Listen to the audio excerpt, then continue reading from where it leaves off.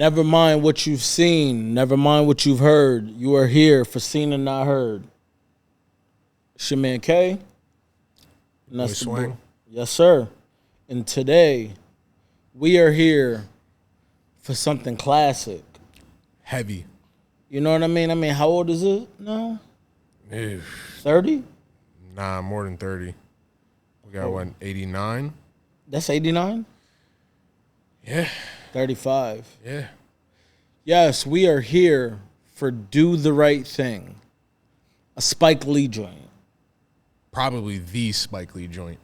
A definitive Definitive. body of work that's in his would that be called? Oh, that's a filmography. Yeah, I think it's defined his his career, I think. Yeah. One time for my guy Mookie. Nah, for real. He acted. He Wrote, directed. produced. He wrote. He produced. Mm-hmm. He really he Swiss Army knifed the hell out of this film. Yeah. It's amazing when you think of how much work goes into that. Mm-hmm.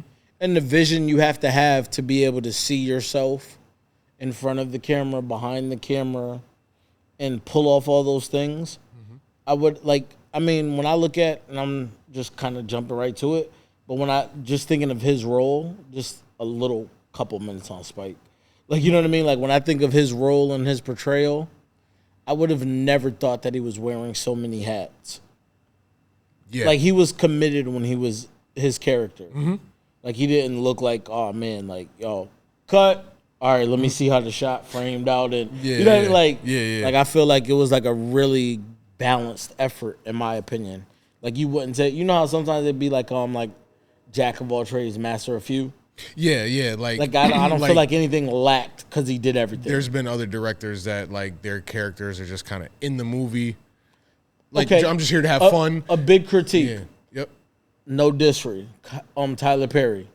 When they'll be like, oh, yeah, like, he could stand and have a writing room. Like, I've heard that. Yeah. And, like, with that type of critique, it's like, oh, like, maybe because he's doing so many other things. Mm-hmm. He's writing, he's acting, he's wearing all the proverbial hats. So when I look at this, I'm like, I never thought, like, oh, man, like, I really wish he had some help in that department because it wouldn't have been lacking, for lack of better words. Yeah, it's a good observation, yo. You're getting better, man. Trying, man. We respect here. It. I respect we here, it. you know what I mean? One time for the good folks. That's a fact. That's a fact. Independent, $6.5 million budget. Independent $6 million is fire. Made almost $40 million worldwide. It's a good flip. Mm-hmm. Math is mathing. Very. Hey, invest in black movies. You know what I'm saying? How about that? Black storylines. Anytime, and I hate to say it, but anytime we get over a certain year mark, I have to extend the kudos even further because we are in bootleg eras. So when these movies succeed exponentially, I know they would have probably doubled that. Yeah. Because they went that much further in the illegal channels of purchasing content. There's a lot of movies that made either they made nothing. A lot of classics that made nothing at the box office or barely got their money back. But then once DVD came out, it got passed around. Blockbuster rented advanced copy, if you will. I mean that that's true. You eliminate bootlegs. I mean, a lot of things are probably through the roof, for sure. Shout out to the advanced copies of the world. Got to try to make it sound very very bougie, as if it's not just some nefarious act. So, I mean, get right into it, yo. I don't really get. Start with a dance number. Yeah, Rosie.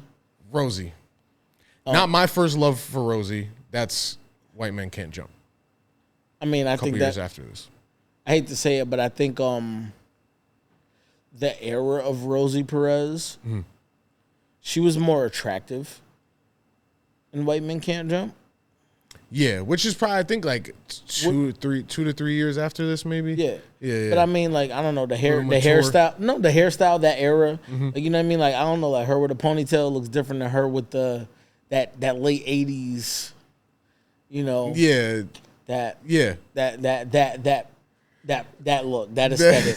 I wasn't really rolling. Like kind of neon. And the thing is, type of look with that type of hair aesthetic, for me, I don't know. Everything ties in. So it's like, yo, like certain things I can't deal with because of other things. Like it's the same annoying voice in White Men Can't Jump, but it's way more annoying when I'm not attracted to her and do the right thing. Damn. Yeah. Like I'm like, yo, shut up. Like, please. Like, get on mute.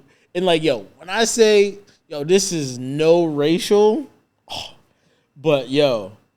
That means you're going to say something racial. She was so stereotypical of the culture they wanted her to portray in like those shots that they had, like those scenes in her apartment. I was like, yo, I've seen that interaction with girl and mom. When she, yeah. That's exactly what I was about to go to. Yeah, it was like, and it was like, I've seen the like, mommy, what you talking about? Yeah, I do everything for you. As soon as I try to act you something, it was like, oh, I've seen this. Like, and then another one, like, she was kind of mad at him for going to work. Wild. Like, I was like, wild. You're like it was like I know what that feels like though. The toxic level of being so territorial that he can't do something that's like standardly productive. I was like, he's not like running the streets. Not at all. He's kind of working. Yo, the whole movie, he's on the clock. Getting to the chicken. He's on the clock the whole film. Yeah. And I was like, it was like he woke up in the morning like, oh man, gotta go to work. She's like, yo, see, this is the problem. I was like, whoa. But I was like I said, stereotypical behavior. Not saying everyone's like that, but you know what I mean. Like they painted a picture that has lasted the test of time. How about that? Yeah, definitely. Definitely. If you think that this movie's from the 90s, bro, and like that behavior, like literally, like bro, we're talking about before we enter secondary education, and that behavior was present in our adult lives. Yeah, prevalent, too prevalent. Yeah, I'm being very, very gracious. The way I'm still. Gracious, yo. All right, so give me a few of your favorite scenes, yo. Favorite scenes, like, okay. For me, one of mine is definitely when Mookie and Vito are walking to go deliver. Tell him to beat his brother up. Yeah, yo. Sometimes you just gotta smack him upside the head, yo. And then he's like, yo, do you smack your sister? Yo, he's like, you're not supposed to hit a girl like you hit a man. Like, for sure. Because, like, I mean, they got that, because you see earlier in the film, they got that brotherly type of bond, yo. So it's like, Mookie probably did slap his sister a couple times. You know what's funny? Now that you mentioned that, I'll go back to the beginning. Like, I, as an only child. Okay. Watching him, like, lay up on his sister and all that, I was like. Yeah, bothering her and shit. Yeah. I was like. But it's nothing wrong. Yeah. I've just never had a living sibling situation to even be like that type of close with a girl. I never pranked my sister like that. But what I'm saying is that, like, you know what I mean? Like, it's like I never had a sister, like, and like, you know, like female friend, that would be some habitual line stepping. Like, you know what I'm saying? Or I'm actually romantically interested in somebody that I'm that close to. Word. So I was like, oh, like the first time the first watch back, I'm like, yo, fam, like, good thing you said you guys were siblings, because what the hell's going on? Like, you know what I mean? Like, I almost could have been like, yo, like, you got a chick over here, chick over there, if I'm not listening. But you know what I mean? Like, pay attention. They clearly say what their relationship is. Yeah. Like, you know, as far as just isolating that scene in the vacuum. Word. In the beginning. And it's funny because it reflects, this came out a few years before Crooklyn. So, like, you can kind of see, like, parallels from both. You know, obviously, 100%. the neighborhood. Closeness. Time is a little different. This probably takes place, 10 or 15 years after. Plus, it's supposed to show how the Crooklyn, relationship ages. Yeah. Like, you know what I mean? Like, Yeah. I get it. If you look at Crooklyn to that, and they're both documenting like his coming of age experience Yeah. loosely. Yeah.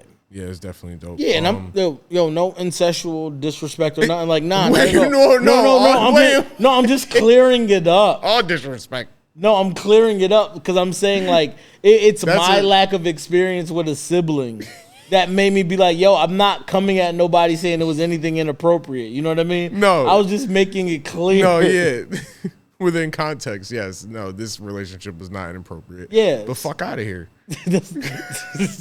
That's all I'm saying. But okay, my fault. That's Back to your favorite definitely scene. Shaming, yo. That Yeah. So anyway, yeah. I just like just it's a very conversational movie. Mm-hmm. It's pretty much until the end. Before we get to the end, you kind of think that this movie is mostly like a comedy coming of age type of situation, yo. And it's, for the most part, racism aside, it's kind of like lighthearted, upbeat-ish because the neighborhood it's charming, yo. Yeah. Like I had in my notes, like it's very New York, like very New York, because even though you got this racist undertone, couple moments that I wouldn't expect in New York. Mm-hmm. I don't really see the white dude that owned the brownstone wearing a Larry Bird t-shirt. Yeah, that's in New York. That's I know that was like supposed to be like kind of like an ode to how that time was so racist that he like a person would sidestep the Boston New York rivalry. Yeah, and dude is old enough to have seen the last Knicks championship at that point. So yeah, I just didn't see it. Like I was like, yeah, like you need a Knicks t-shirt on. That's a for for the plot. A lot of dope like lines. Put on a Phil very Jackson, classic scene. Put on a Phil Jackson t-shirt. Something. But I mean, then he wouldn't be able to say move back to Massachusetts. So you know what I'm saying? Yeah, exactly. Like, very dope. But that scene where it just vibing, yo. Like I just like a good relationship building scene. You can tell Vito really fucks with him. Because Pino's a fucking asshole. John Turturro smoked it. Yo, there's a lot of actors in this that every role got killed in some way, shape, or form.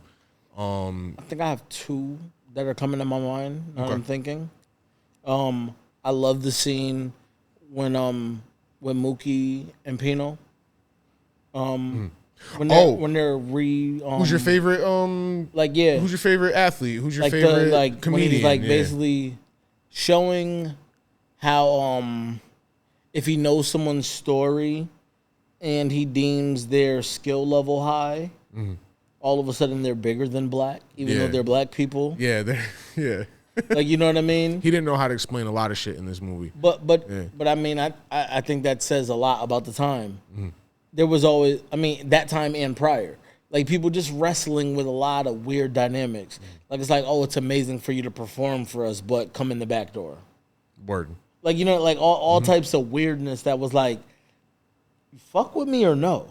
Yo, and it's funny you say that. I'll add, it's not really the scene. It was just a moment that I had written down. It was when Sam Jackson, Love Daddy character is just reading off black musicians. Yeah. And it's like, okay, this movie came out in '89, and he's named, like, that list seemed like it was endless. Just rattling, bro. Sure. And it was just like, damn, yo, this is like, look at that impact up until that time. Not to mention the 35 years now since that movie was released, how many more and I mean, legends and impactful. Even when he did that, he didn't get everybody. That's a fact. Yeah, he's just like some of his faves. Yeah, let me just rattle on something off. Shouts out, you know what I'm saying? Like, shout out to y'all. I see you doing your thing over there. I see in history. Facts. Yeah, so that's a great scene. That's a great scene. The scene that also sticks out to me. Oh man, dang, I had two. Oh, that was the of course the fire hydrant with the water. Neighborhood. I love neighborhood vibe. I love how natural that felt. Yep. It's a lot of things in here that felt real natural. Bro, the only thing they were scared of was Raheem. Yeah, everybody. They weren't scared of the cops. They weren't scared of the Italian guy that was yelling at them, berating them. Mm-hmm. Like, you know what I mean? Like, the cops didn't even respect the guy that was trying to, like, go at them. Mm-hmm. You know what I mean? Like, it was a yeah. What did he say to him? It was like, yo, like, I suggest you get back in your car before they strip, before these do the people stupid strip cleaning. It. Yeah, yep. You know what I mean? So it's like, I just, like, I loved how they blocked all the water, though, so Raheem could peacefully walk by. Yeah. Like, nah. It's the neighborhood he's G. Crazy. Yeah, it's neighborhood G. He's G. crazy, though. Yeah. Yeah, I've always been fond of the love-hate scene. Yeah. Always been fond of that. I just like, and Spike does this a lot, especially in the movies that he's obviously trying to tell us something, where like he just gives you these. I don't even know the word for it, because it's not surreal, but it's like, I mean, honestly, to be funny, it would just be like from Don't Be a Menace, like Message. Yeah. But like teachable a lot moments. in this movie, it's effective. Yeah. It's effective. Like, again, like, it all boils up at the end, but like, I don't know. Yeah, the love-hate scene, I just thought it was ill because it's like Raheem just in his own world, bro. Mm-hmm. Like, he living by his own, whatever's going on up here, he just does his own thing. And I wanted to ask you something, do you think every time that you see him walk by, or like there's a lot of moments where obviously the main theme song is Fight the Power, Public Enemy. That's the running thing. I felt like that song took on almost a different meaning or set a different tone each time it was played. Cause like he used it to battle. He mentions in the movie like how much he like shit's dope, yo. Yeah, you don't fuck with this. This is that shit, yo. He's playing it back to back to back. But then like, you go to the end where now it's being played as real protest. Like, no, we're approaching you, yo. Come tearing my shit off. And then it turns into the fiasco that it turns into, unfortunately, leads to his death, yo. You know what I'm saying? Which again, we will talk about that, but that's like, because I got some thoughts about that scene. But yeah, I just felt like it took a different vibe, yo. Like, he pulls up on Martin Lawrence and them, yo. It's just like, yo, what up? It's just like it's like a representing type of vibe. Mm-hmm. You know what I'm saying? And that, like, we know that song is very culturally impactful. I mean, I'll say it like this: like when a song documents a certain energy, it doesn't mean that it doesn't live throughout other moments in time. Mm-hmm. So, prime example would be when a lot of things going on with Brutality and Kendrick had All Right. There were still people riding around playing it outside of thinking about the actual application of a protest moment. Mm-hmm. So it's like it just like was a multi-purpose type thing. Mm-hmm. Like that's how I looked at it when like he was like walking through. Yeah, the city and stuff. Like, you know what I mean? Yeah. Word. Cool. So I had written down like use of music, like how do we feel about the soundtrack, and not a lot of other like pop culture music in there. I'll be honest. Very original score. As we're having this conversation, I'm running back thinking about when we did Crooklyn. Mm-hmm. And how important the use of music in that was crazy. And for this, I don't feel that way. No, it's literally just Fight the Power. And I think there's a couple things that you might hear like playing on the radio. But they're so far in the background. Yeah. In comparison to how prevalent it was in Crooklyn. It's just a part of the environment. It's just like it's literally score, background noise. Like no songs stand out to me outside of Fight the Power. Yeah. That I feel was made prominent. Yeah, like Spike, I feel historically has... I feel like almost all his movies at least have an original score. He still might have stuff from pop culture being played, but like I feel like he's like old school filmmaker type. Bring the symphony in, you know what I'm saying? Yeah. Another scene. Well, yeah, that's a scene technically. Mm-hmm. the slur montages. Yo, Like as a when- kid, that like- scene was like one of the things that get you to watch this movie. Yeah. Yeah. Like when it's just like going off on another culture, then the other culture comes in and goes off on another culture. Mm-hmm. Then the cop goes off on the Spanish video. Like, you know, it was like, Yeah. that was like, wow. Yeah. And it's like you've seen up until that point, you've seen, because that comes right after the first scene you mentioned, yo, where him and Pino are fucking going back and forth, and then it just jumps right into it, yo. Exactly. And like you're kind of watching the movie, and like again, you're like, oh, this is, you know, okay, there's definitely issues here, but like lightheartedness. But when you talk about those teachable moments, to me, what happened is I would add that scene with Mookie and Pino to the list of teachable moments. Word. But I feel like the way they put that right after it is like, yeah, but fuck that. But fuck that. Yeah, Because yeah. most people, like, you know what I mean? It's like, yo, you said something really, really great. Back to happens- regular scheduled programming. Happens a few times. That type of vibe happens a few times. It happens literally at the end where they're closing up shop, and Sal is just like, yo, we had a good day. Like, I fuck with all y'all. Yo, shout out to all y'all. You know, Mookie, like, I fuck with you, bro. Like, yeah, you know, you might be fucking up a little bit, but Got like, a place here. you know what I'm saying? And then literally from that to black this, nigga this, and get the fuck out my shop. Yeah, bro. And I mean, like- yeah. And the thing about that, Use a soft A on that. No hard R. Because he goes crazy. yeah, the thing about that is, you know, I don't know. Like, do we want to keep it general before we get into Sal? Because I got like some Sal I mean, takes. let's get into Sal. Okay. Yeah, pause. No. It's July. Nah, yeah, it's on brand, yo. All right, so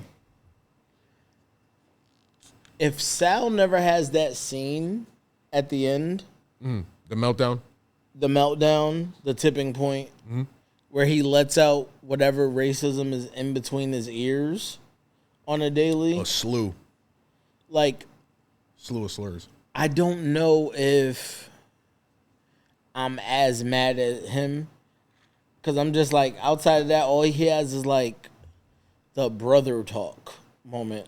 When he's like, Yeah, yeah. and then I'm like, if he only has the brother talk moment, I'm like, and he's kind of like trying to reason with his son, like, yo, like, we feed folks here, like, yo, like, this kind of like, yo, I pride myself on the fact that people ate, like, Generations like, of, you know of what I mean? kids Like, came I've up seen, off I've my seen food. old people get older. I've seen Yeah. young people become adults. Like, you know, like, I wasn't really sure how to feel about him Okay. if he doesn't have that That meltdown, because that meltdown made me be like, oh, are you fake? Yeah, like Ice Cube, here's what they think about you. Yeah. Because, yo, honestly, bro, I'm just like, yo, we're gonna do this whole like, oh, I spend money here, I should have a say, but it's like, yo, you don't go into Walmart and tell them how to reorganize the aisles. That's a fact. You just do what you just go to places, and it's like you kind of like doing a lot. No disrespect. Yeah. No disrespect. So I feel I'm 50-50 on that, because while Bugging Out is Bugging Out, dope name, and nasty haircut award for sure. Okay. There's a worse haircut than Bugging Out in this movie? Yo, bro, like, I think sometimes when you give out nasty haircut awards, Yo, you're not cognizant of the time that we're watching the film. I know it's okay. So I know it's 89, bro. It's 89. Yeah, but pretty much everyone the else's fade was kind of the saddest hair has to be like nah. it has to be Rosie Perez. I'm not finna do that to the Puerto I'm Rican just keeping sister, it a yo. buck. Yo, Bugging Out. And I just then- noticed and in then high definition watching Mookie's- this that Bugging Out had a weird ass patch right here with the asymmetrical Yeah, zigzag. that's the what you call it? That's the what? What's the name of that cut, Like K? you saying he had a shag or something? Fuck me up. Did he have a shag? No shag. It's just a little nappy patch that he had in the back. Oh yeah, that's this shit, dog. That's a shag. It just didn't grow out to be a tail yet. Nah, yo, things. You hating on me because all I do is get tapers? If because my somebody haircuts be mad basic. Yeah, no, bro. Like if someone's seen you like 3 weeks into growing your hair. And then, like, you didn't have your low cut. They'd be like, yo, what are you doing with your hair? Yo, hold on, yo. Yeah, you're going crazy right now. Nah, nasty haircut, yo. Nah, bro. Yo, you might have to give Mookie the nasty haircut award. I thought his wasn't bad, yo. He had a line that went around. That went around his face. That's not a part. That's a bowl cut. You haven't seen shit like that today? I'm talking about 1989. Yo, if you ask me which haircut I had to choose, I'm probably picking Mookie's haircut over Bugging Out's. Please tell me, lie to me right now, lie to our viewers that you would take Bugging Out's haircut. I'm not really seeing it like that. Like I just look at it like he has hair on the top and he has curly hair. See, we got to get a video clip up because he has some nasty shit in the back. That's hate. With the boy. And he had the $100 Jordans. 108 with tax. He was living. He didn't have no job. Okay, that's working fucked man's up. A sucker. Come on, bro. Oh, come on, that's a design. Come on, he had a little design on the side. That's nasty. What do you mean? You like Mookie's and his was just a straight line all the way around the back. Mookie's in this in this frame. Yeah, I'm taking Mookie's cut. That shit way more clean than that, yo. He has hard line pause and a half moon part and a Gumby. He's got 4 haircuts. And Bugging Out don't pick one. Yo, the shag. Bugging Out just has the crazy shag. Bugging Out just has a fade, and yo, the asymmetrical thing was in. Like if they somebody should have had the salt and pepper. Yo, somebody should have had the salt and pepper hairdo. Like Rosie Perez didn't have that. All right, I'm giving it to Bugging Out. You gonna give it to Rosie Perez? Rosie Perez got it. Like Rosie Perez and Mookie as a unit. She's in the crib all day. Like his haircut's I'm not mad at her. His haircut's second. Mookie's haircut is second, and she's first for the ladies. So as a couple, they're putting kids out into the community. That's scary. Yo, stop. I think their son had like that's scary. Like bad hair together. Like who's gonna be in charge of being like, hey, let's get him to the barbershop. Come on, dog. Nah, you're not about to disrespect Mookie's cut like that. That. Come on. You left him with her all day. Teach them the importance of a good barber. I think that's the moral of this story. Bro, you got to think about it. He left that child with his mom all day in her hair get up. What does he expect? Her to help? Little Hector never stood a chance. Yo, naming your son Hector is kind of crazy. I knew some black Hectors growing up. Yo, naming your son Hector and he has 4C hair is crazy. Like, yo, we gotta do a hair texture test first. Like, yo, you gotta have that Dominican stuff. You gotta have your hair, Dakota's hair. Like, you can't have the 4C. Like, you can't. Like, my hair is thick. If my name was Hector, I'd look crazy. Yo, all right. I'm just keeping it a bit. Like, so, like, yo, if I said, what's up, yo, it's Hector. You'd be like, no, it ain't. Who do you? Yo, you'd laugh as soon as I said my name. No, it ain't. Bro. Who do you got? Best actor, acting, best scene. Yo, best actor. Like, okay. It could be anybody that you just... Before I say best, can I get into my acting gripe of the time? Yeah. Why was Martin doing every acting job with a lisp at that time? Yeah, because when he pops up in... He's like that in House Party. He's doing that like he's does he have a lisp in the Eddie shit? Yo, all those older films, like...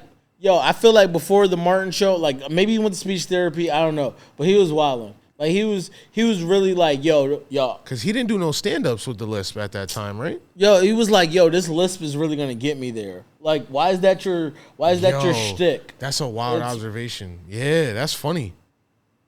Yeah, what? Like what, a lot what of movie am I young thinking Martin of? movies, like a lot of young Martin movies, he's like, Yeah. yo, fam, What's up with that? lighten your tongue up. Pause. Yo. That's wild. I know. Yo. I said pause. Yo. I'm just saying, like, you like it's like it's getting in the way of his speech. Am I lying? All pause aside, because I paused it. But that was like, I'm taken back a little bit. I get it. Can we be mature? Nah, yes. Yes. Martin's bugging. Martin's doing a lot. Yeah. Like, you don't have enough lines to just be like, yo, you know what? I'm just going to, like, drop the heavy lisp. Like, make yourself stand out in a good way. Word. Okay.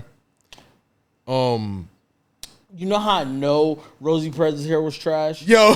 Because the other, this is an onslaught on my girl Rosie. That's crazy. One girl in their set had a similar hair texture.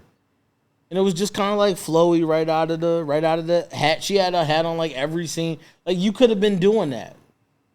Nobody was going crazy with hair. I mean, I just give her points for having an accessory to cover that shit up, because that shit was looking a little fried. I mean,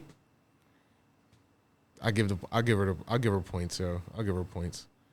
Sorry, Rosie. I really like best actor. Yeah. I really like John Turturro in this. Who's that? And that's Pino. Okay. Yep. And that's the I like character the mayor. I hate. Yeah. It takes decent acting to play Someone a you shitty hate. character. Yeah, for sure. Yeah. And I got the mayor, yo. I've always liked a lot of the scenes with the mayor, even though some shit it obviously comes off preachy. But like, yo, you see him sober, inebriated, you know what I'm saying? Loving, concerned, like a lot of range of emotions. Yeah. I don't have a pick. Okay. One thing I will say is, like, I'm a fan of very little things in movies. Okay. And like the gentleman that was out there, the three older guys on the street. Mm-hmm. The guy that was I forgot his name. Not Robin Harris, not the one in the middle. Okay. The one to the left. Now, he was also in 5 Heartbeats. Okay. I'm And about just to look it up right now. hearing that tone of voice, the way he says the word boy is signature, and I'm like, oh, that's your voice. Paul Benjamin, yeah. Because he says it the same way in 5 Heartbeats. And like 5 Heartbeats is literally probably one of my top 5 favorite movies of all time. Yeah. So You told me. it made me think I was watching another movie when I looked away. And I was like, wow, like it was so audibly signature Word. that it was crazy. So I had to shout that out. Like, Okay. just like his You 2 for 2 signature for the voice. for the real movie. You getting in your bag, yeah. You know what I'm saying? So, but if we're gonna pick a favorite character, I'll do a shameless plug to my lady. Shout out to Shay. She did a project, and she actually sent it to me. She went through the archive. She did a project in college on Do the Right Thing. Okay. And she did like a research project, slideshow, voiceover and all that. So I was just listening to her earlier today.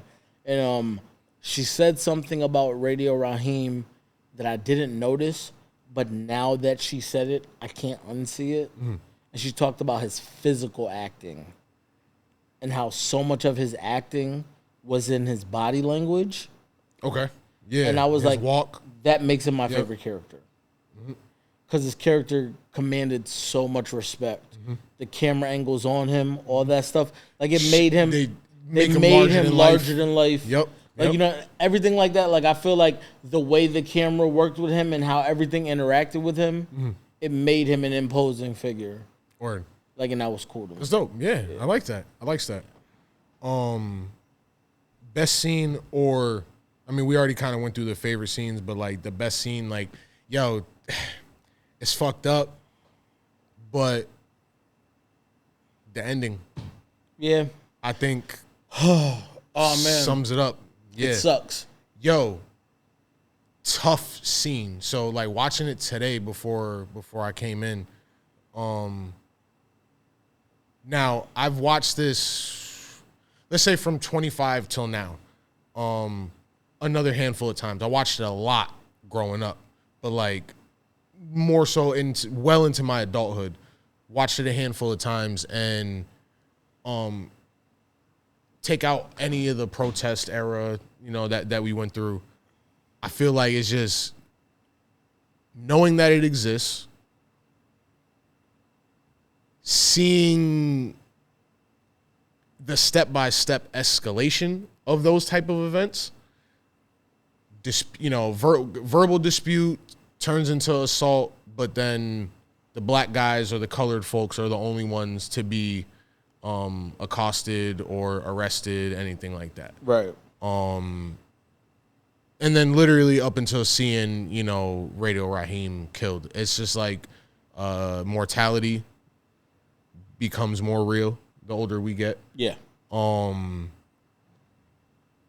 I've never seen anything like that from cops, like personally, but now we include all the snuff films that we've basically seen on social media. I've personally seen things that weren't fatal, but I've seen things that easily could have told the line, just due to the nature of like what happened had no point in happening.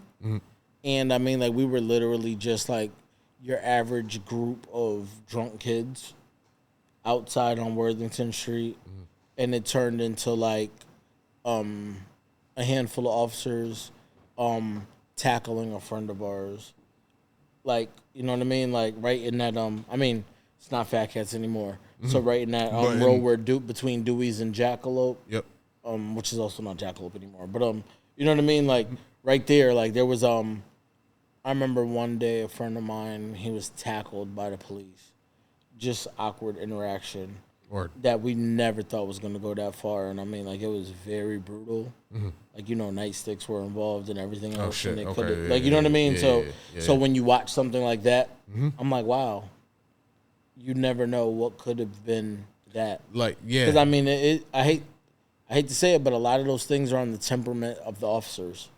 And I'm not saying... And we saw, if we're just talking about the movie, we saw it building up with whatever his fucking name is. Yeah, he's just in there to be the goon. Yeah. You know what I'm saying? Like, yeah, we didn't know it was gonna end up like that, but like we're like, okay, obviously watch out for this guy. Like, yeah. And I mean, like, not explaining for them, but it's just like I said, like, it's the temperament of the cops in those moments. I'm not explaining for the people that are committing any offenses that get them brought out, because it's easy to say, well, if nothing wrong was happening, these people wouldn't be here. But you also shouldn't be carrying yourself that way at work. You know what I mean? So it was like it's just a very layered moment, and it's like unfortunately, I go back to us in the moments that we said earlier when I'm like, yo, did Bug Out really need people on the wall of a place that he didn't own that bad? Right. While I do respect it, because I understand the sentiment. I understand Sal's point as the owner. It's my establishment. I put whoever the fuck I want on the wall, but I appreciate that. You're so in love with like this neighborhood and it's charming to you and all this other shit. You would like I'm thinking more now, but like there's a lot of establishments that do choose to cater towards the neighborhood or whatever culture, or they embrace the culture. The movie operates in extremes in that regard. Definitely, and because it's trying to prove a point. It's supposed to be heavy-handed in that for sure. regard. But other than that, you'd have to say that if you look at the moment that I labeled before with Mookie and Pino. Vito is the good brother, Pino's the idiot brother. Yeah, so with Mookie and Pino, if you have another moment like that, but between Bug Out and Sal, like now the movie doesn't end tragically, but it ends flowery. Word. Yeah, because they have a moment to try to understand a little bit more. Yeah. Yep. Delivery is important. And I mean, I'm not going to lie, like, some of this stuff is fueled by, and I hate to say that, when people start to like throw the baby away with the bathwater, like let's not act like you don't like going to Sal's on the reg. Yeah. You dislike. Sal said you'd be here 3 days a week. You dislike. Or 3 times a day. You dislike like that there wasn't extra cheese on your pizza. Yo, $2 for extra cheese for a $1.50 slice is wild. It is. It's wild. I just had to say that. But all I'm saying is, because you don't like something that's going a certain way for you specifically, you got upset with the building.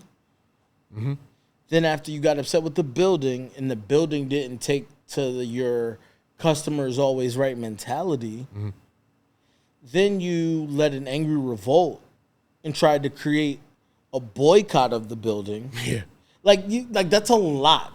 Yeah. Like if you look at the trickle down effect of like, yo, fam, you just wanted extra cheese. Yeah, bugging out. Like, and you spent all your money on sneakers. Yeah. You spent all your money on your J's, and now you don't got money for the food to come out the way you want it. Yeah. And now you're bugging. You don't literally living up to your name. You got $3.50 for a slice. Any other day though, when you got the whole priorities is crazy. When you have the whole 100 in your pocket, you give the $3 with no thought of it, and you sitting there and you laugh with your friends, and you don't even notice the wall. How do you go there that many times and you never see it? Yep. You're angry because of something else. Something's not going your way, and now you're nitpicking. Is that fair to the establishment? Nah, not at all. And I'm not caping for them white people. Because at the end of the day, yo, when it comes down to Sal was an opportunist himself. Because when you said he loved the community, I disagree with you. I mean, he did, because he also did say, yo, there's 100 pizza shops in our neighborhood. Exactly. We ain't going to get no chicken. Yo, he was like, yo, we're not going to be unique there. We're the only pizza shop here because they don't have a pizza shop. So I provide a service here that makes it a monopoly move. It's just good business. Yeah, I like these people because they put money in my pocket on a consistent basis. And other than that, outside of doing good business, you're not always nicest to the people. And like if we put some hips in front of you, now all of a sudden your attitude changes. Yeah. Because all of a sudden, Sal had jungle fever. Yeah. Yeah, you know what I'm saying? Because you had a lot of energy for homie's sister. You know what I'm saying? So it's like, I can't. I'm not sitting here saying you're the most genuine person. I'm just saying you're like, he's a complex, layered ass character. You know what I'm saying? And even that, like, the brother, what's the idiot brother's name? I'm sorry, I keep Pino. Yeah, Pino. Yo, Pino is literally, like, no disrespect, because you know what I'm saying. Like, you know me, a LeBron critic, not a LeBron hater, but a LeBron critic.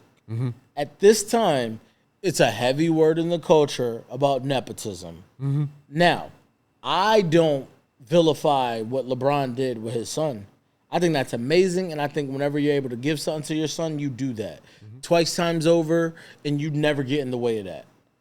But did you see how entitled his son was? Bro, if you don't like this, you can get another job. Yeah, you don't have to work. You literally came to your dad and wanted to have a big business meeting about him selling his business for you to actually buy another one so that you're comfortable when you go to leech off of him. When you're the middleman, everybody's doing something and you're not doing shit but complaining. Yo, he's like, yo, clean up. He's like, nah. Okay, cool. Clean up, got you. Yo, bro, clean up. Yeah, like, clean come up. on, like, my nigga, like, you're not even working. Yeah.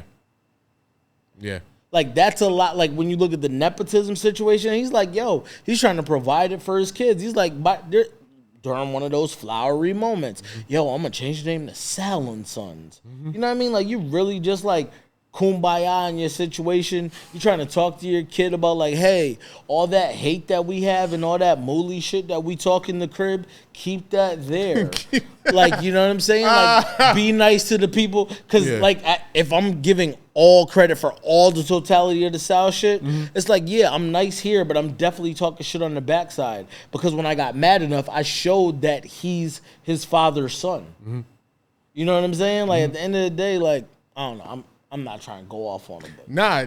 I told you once we I mean, talked you about said Sal, you had some shit to say about Sal. Yeah, that's real shit. He was just a very complex character. Yeah, bro. Even till the very end where Mookie pulls up on him to get paid, and like he's like, "Oh, you want your fucking money?" and he throws the $500 at him, but then he's also kind of like, I fucking respect this kid because he's about his fucking money, yo. And it's just like, and he asks him how he is and shit like that, like, how you doing? Like, it's just like, damn, bro. Like, you know, does he really like black people?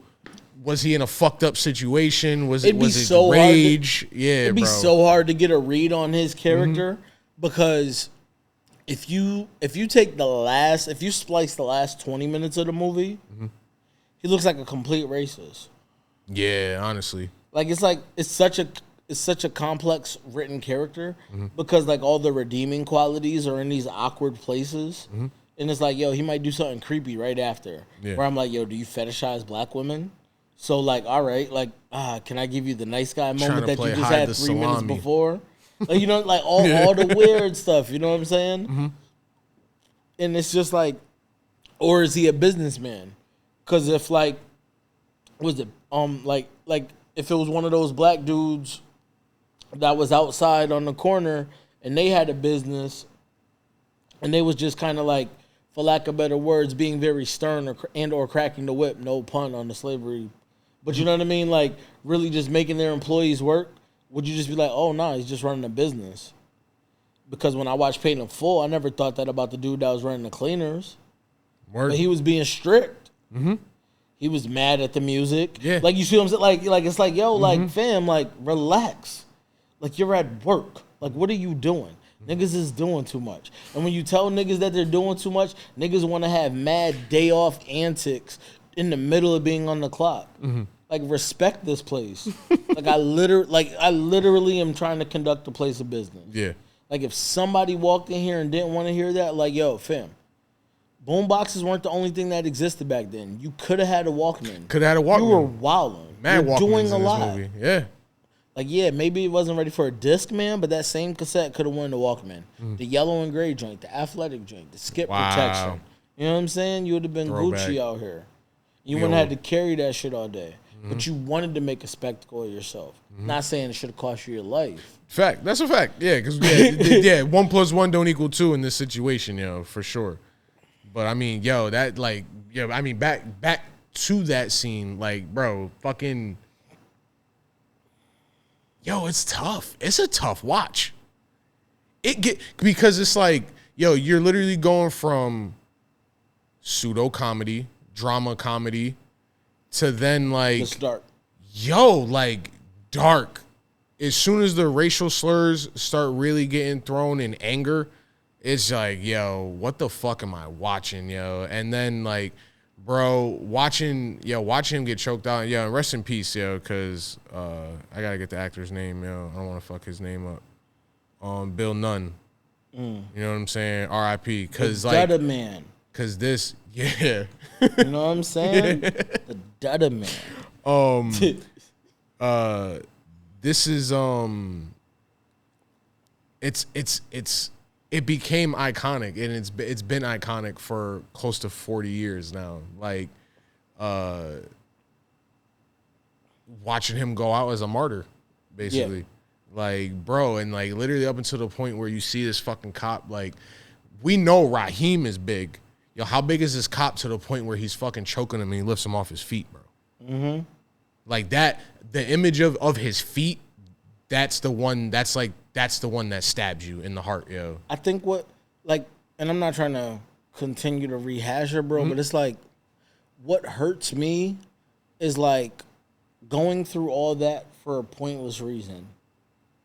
Yeah. Like, both, like, I'm sorry, even you like could have just boycotted Sal's by just not going to Sal's, bro. But what I said about oh man, what's my man's name that was in there talk about the Brothers on the Wall? I forgot his Bugging Out. Bugging Out. Yo, what I said about Bugging Out and his bad customer service experience, it's like, yo, bro, like they were both mad for no reason. Like, yo, you're mad because you want to blast your radio when you walk in a place. You don't want nobody to tell you shit. It's a little, like, you know what I mean? It's literally like, yo, that wasn't it's two wrongs don't make it right. Like, both of y'all were wrong. You just clicked up like you literally needed a sounding board. It was like, yeah, nah, fuck them. They didn't give me no extra cheese. Word, nah, plus they ain't got Brothers on the Wall. Yo, plus, yo, you know what?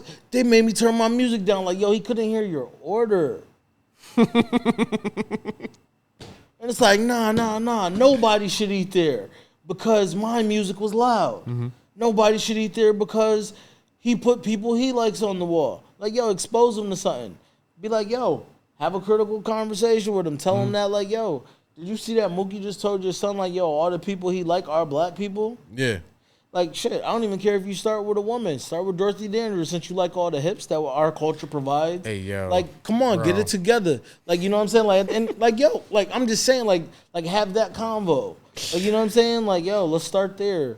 Like, put Etta James on the wall, my G. Like, you know what I'm saying? Like, how long you been liking black women?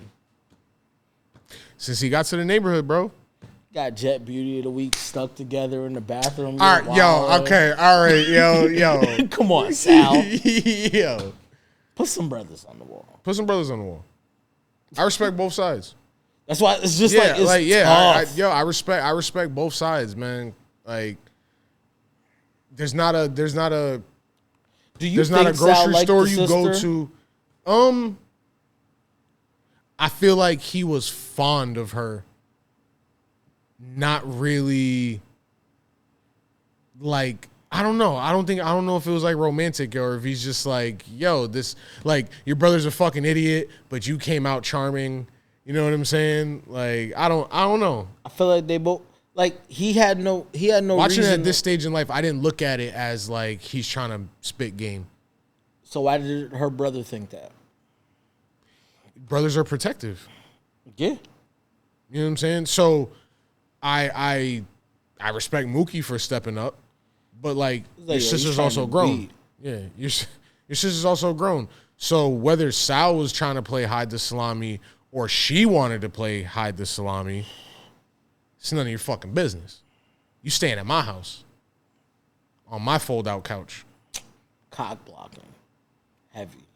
Like, I can't get no salami because you here. Pause. Yeah, pause. Pause. That's wild, yo. She can't get no salami because you sleeping on the fucking couch, bro. That's cool. Go stay with your BM, with your $250 a week. Not staying with her and her mom. Her mom's crazy. I don't know. Is mom's crazy? No. Nah, because you know what? I mean, I don't know what the situation is. We don't know. We could just speculate. You know what I'm saying? Are they splitting rent? Are they splitting rent? No, I'll say Grandma don't work? Rosie Perez ain't have no job. She said she worked too. When?